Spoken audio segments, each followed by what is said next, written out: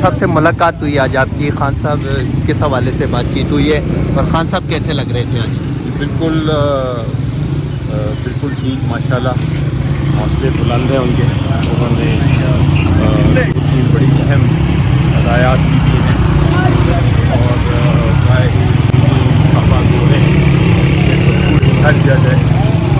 سر یہ ضمنی الیکشن بھی ہو رہے ہیں خان صاحب کے کیسز کے حوالے سے. سر پہلے یہ تھا کہ خان صاحب عید رمضان میں رہا ہو جائیں گے، پھر کہا کہ عید کے بعد رہا ہوں گے.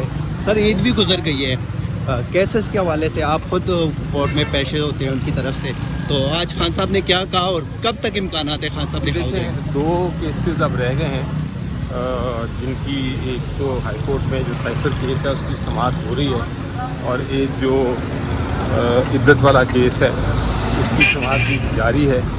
اور امید یہ ہے کہ جلد انشاءاللہ اس میں مختلف جگہوں پہ ہیں، سپریم کورٹ میں بھی ہے، شاید الیکشن ٹریبونلز کے سامنے بھی ہیں، ہائی کورٹس میں بھی ہیں.